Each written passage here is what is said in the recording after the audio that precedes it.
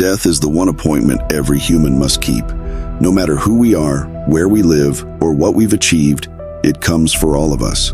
Romans 5:12 reminds us that death entered the world through sin, and ever since it has spread to all people. It's a reality no one escapes. One day our time will come. But what if I told you there were 3 men in the Bible who never faced it? 3 men who never died, no funeral, no grave.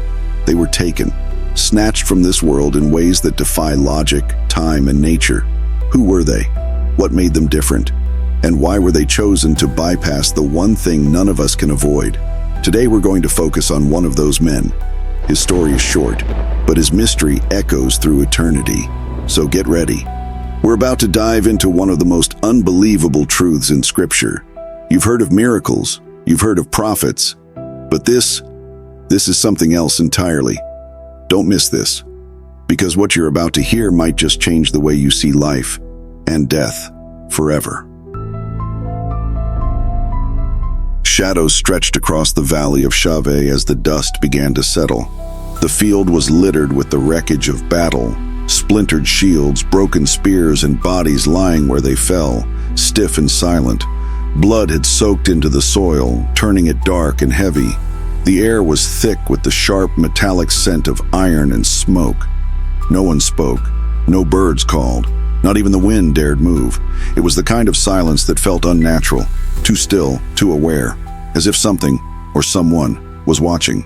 The sun continued its descent as Abram, his robe torn from battle, eyes darkened by both triumph and loss, walked slowly through the valley of Shaveh. His men followed close behind, dragging carts filled with spoils, gold, silver cloth, and weapons taken from kings who had once called themselves gods. But Abram's heart was not on treasure.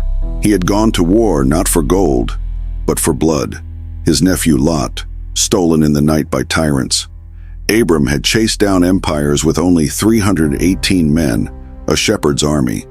Yet against all odds, he crushed 4 kings and shattered their dominion like clay underfoot.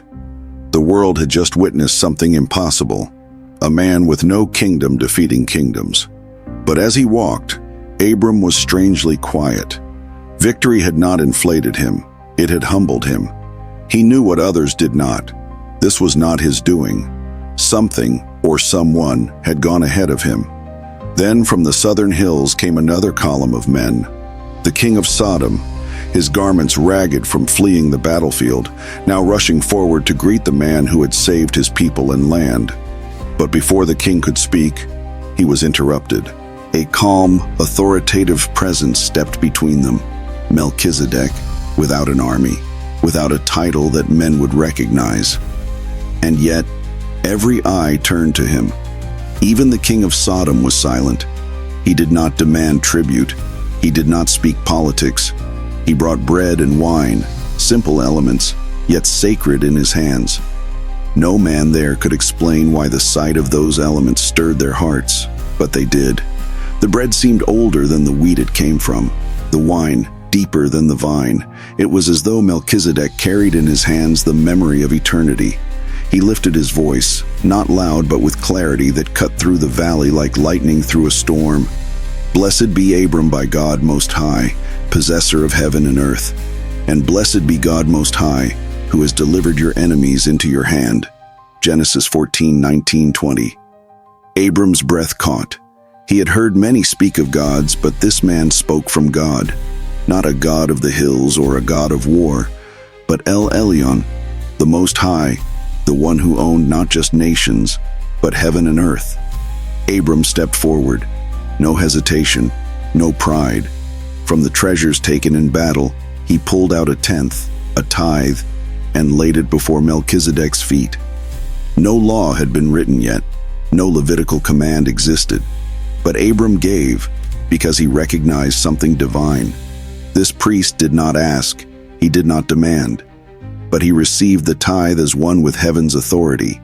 In that moment, a spiritual transaction occurred, not of coin, but of covenant. Abram, the father of nations, was acknowledging a greater king. The valley was still echoing with the blessing. The king of Sodom stood frozen, unsure whether to speak or bow. Abram, though a warrior triumphant, looked smaller now, humbled in the presence of one far greater than any king he had faced. But when the dust settled, Melchizedek was gone.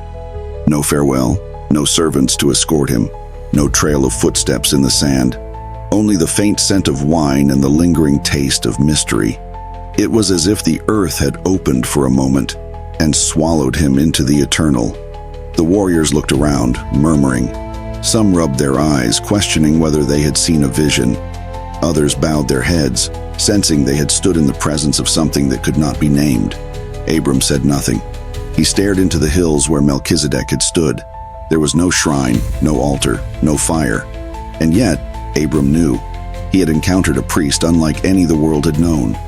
Without father, without mother, without genealogy, having neither beginning of days nor end of life. Hebrews 7:3. This man had no past recorded in scrolls, no lineage traced through tribes. No one said, "He is the son of." No one called him a descendant of Noah, Shem, or any patriarch. He simply was. How do you explain a man who appears before the law, offers communion before Sinai, receives tithe before Levi is even born? He did not come from Israel. He did not wear the ephod. He did not serve in a temple made by hands. And yet, he served the Most High God. Is he just a man? Or is he a shadow, a reflection of something greater than man? The silence of Scripture speaks louder than volumes, because the next time we hear Melchizedek's name, it is from the mouth of a king who was also a prophet. The Lord has sworn and will not change his mind. You are a priest forever, in the order of Melchizedek. Psalm 110:4. Centuries passed, nations rose and fell, temples were built and burned.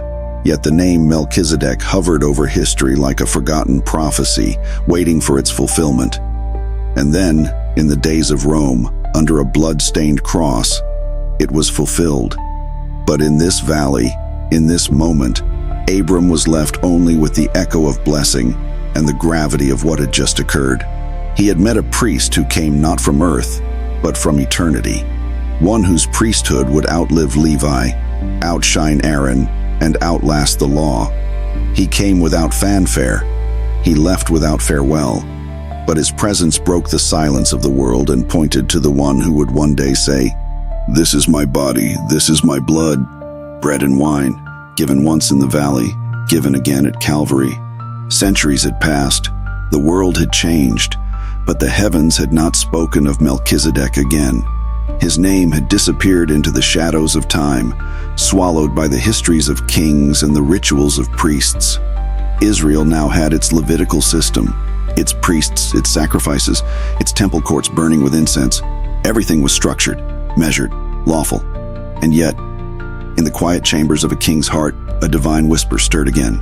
His name was David, warrior, poet, prophet, a man after God's own heart. One night, as David lay under the stars on the rooftop of his palace in Jerusalem, something began to burn within him. A vision, not of earth, but of heaven. He picked up his harp, hands trembling. He was not writing from his imagination. He was recording what he had seen. And then, like thunder in the soul, the words came, "The Lord has sworn and will not change his mind. You are a priest forever, in the order of Melchizedek." Psalm 110:4. David paused. His lips parted. Melchizedek. The name had not been spoken in generations. It was buried deep in Torah history, one brief passage in Genesis, forgotten by most, dismissed by scholars, but not by God. This was not poetic nostalgia. This was prophecy, a royal decree from heaven. David was king, but he was not priest. He knew the sacred boundaries. Only Levites served at the altar. And yet, what he was seeing was something beyond the law, a new priesthood, not based on bloodlines or rituals, but on divine appointment.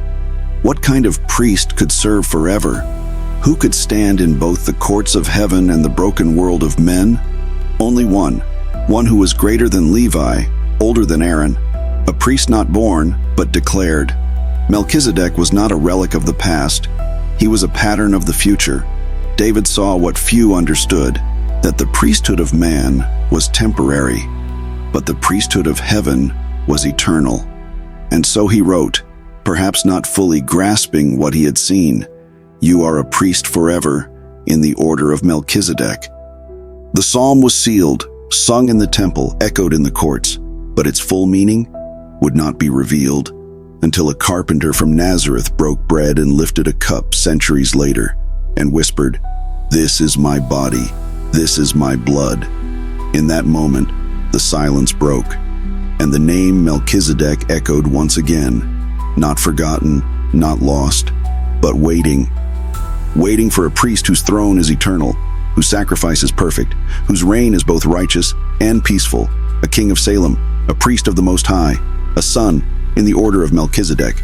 The scrolls had been sealed for centuries. The name of Melchizedek, spoken by Abraham, echoed by David, had fallen silent, a mystery preserved in holy ink, waiting for its revelation. Then, the silence shattered.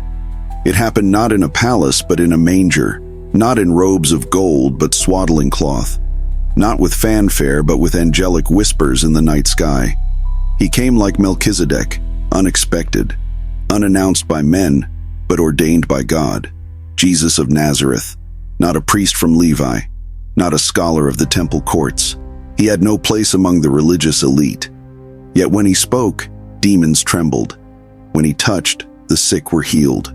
When he forgave, the heavens opened.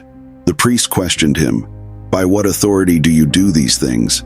They searched his lineage, hoping to find legitimacy or weakness, but they didn't realize he came from a lineage older than Levi, a priesthood established not on earth, but in heaven. You are a priest forever, after the order of Melchizedek. Hebrews 5:6, Psalm 110. There it was again, the ancient echo, now fulfilled in flesh and blood.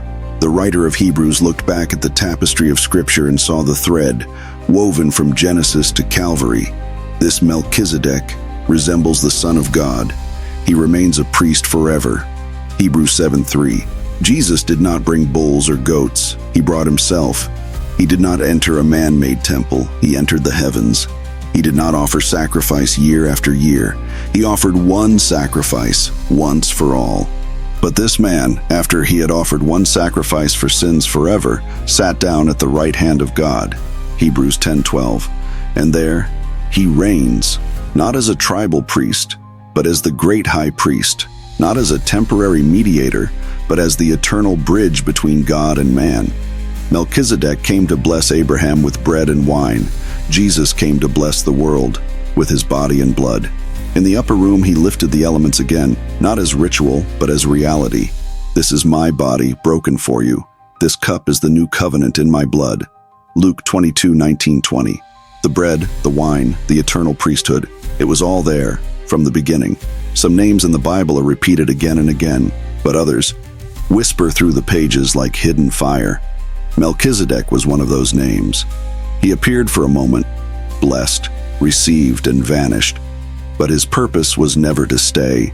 He was a shadow, a signpost, a sacred pattern carved into history. And now, through Jesus Christ, that pattern has been fulfilled. The priesthood that never ends, the king who reigns in righteousness and peace, the one who still offers bread and wine, not symbols but salvation. So the next time you hold the cup or break the bread, remember this: you're not partaking in tradition. You're stepping into a covenant sealed before the law was written, a priesthood older than time, in the order of Melchizedek. Thank you for watching. If this story moved you, inspired you, or opened your eyes to a deeper truth in Scripture, don't forget to like, share, and subscribe. Your support helps us bring more forgotten stories, powerful truths, and divine mysteries to light. Until next time, walk in righteousness, rest in his peace, and remember, the King of Salem still reigns.